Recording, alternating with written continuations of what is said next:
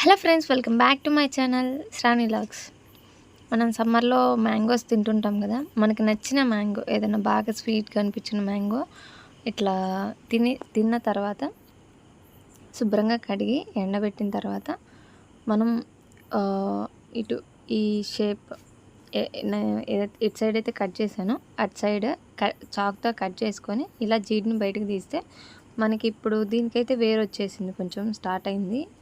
But కొన్నిటికి వేరు start అవ్వదు. అయినా కూడా మనము టిష్యూ పేపర్ని వెట్ చేసి కొంచెం ఇట్లా ర్యాప్ చేసి అంతా 4 సైడ్లు ర్యాప్ చేసి క్లోజ్ చేసి ఇలా ఒక కవర్లో పెట్టి డార్క్ ప్లేస్లో కానీ ఒక సైడ్న పెట్టేస్తే అప్పుడప్పుడు టిష్యూ పేపర్ డ్రై అవుతే వెట్ చేసుకుంటూ ఉండాలి. చూసారా మనకి లీవ్స్ ఎంత బాగా డెవలప్ అయినాయో. రూట్స్ కూడా డెవలప్ అయింది, కానీ దీనికి కొంచెం తక్కువే డెవలప్ అయింది. సో టిష్యూ పేపర్ అంతా డ్రై అయిపోయింది కాబట్టి కొంచెం వెట్ చేసుకున్నాం. సో ఇంకో మామిడికాయకి చూడండి, వేర్లు బాగా డెవలప్ అయినాయి, బట్ ఇంకా ఆకులు ఇప్పుడిప్పుడే స్టార్ట్ అవుతున్నాయి అన్నమాట.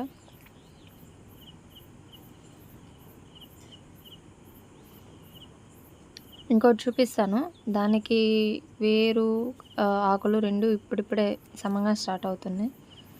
చూశారు కదా. సో 1-2 టైం పట్టచ్చు, బట్ మనకి 10 డేస్ లోపు మనకి బాగా డెవలప్ అవుతాయి రూట్స్ కానీ లీవ్స్ కానీ. ఈ విధంగా మనం పక్కన పెట్టేసుకోవాలి. మళ్ళీ అయితే ఫస్ట్ మామిడికాయకి దాన్ని టెంకకి నాకు కొంచెం భయం వేసింది, అదేంది వేరు ఎక్కువ డెవలప్ అవ్వడం లేదని. సో మట్టి సపోర్ట్ ఇస్తే గ్రోత్ ఎక్కువ ఉంటుందని సో మట్టిలో పెడుతున్నాను. ఇలా వేరు భాగం కిందకు వచ్చేటట్టు ఆకు ఏదైతే వస్తుందో అది పైకి వచ్చేటట్టు పెట్టి దానిపైన కొంచెం మట్టి వేసి కవర్ చేస్తే సరిపోతుంది. మనకి ఈజీగా బాగా గ్రోత్ అవుతుంది అనమాట. ఇలానే మనం దీంట్లో ఒక 6 months or 8 months ఈ స్ప్రైట్ బాటిల్లోనే పెట్టేసుకోవచ్చు. మీకు చూపిస్తాను ఒక 2-3 days తర్వాత ప్లాంట్ ఎలా డెవలప్ అయిందో. చూసారా గ్రోత్ ఎలా ఉంటుందో భయపడ్డాను, బట్ సూపర్గా గ్రోత్ అవుతుంది. మిగతా 2 మామిడికాయ టెంకులను కూడా ఇలా 2 కవర్లో పెట్టేశాను అనమాట. ఇంతేనండి, మనకి నచ్చిన మామిడికాయ నుండి మామిడికాయ చట్నీ తయారు చేసుకోవచ్చు. Thank you.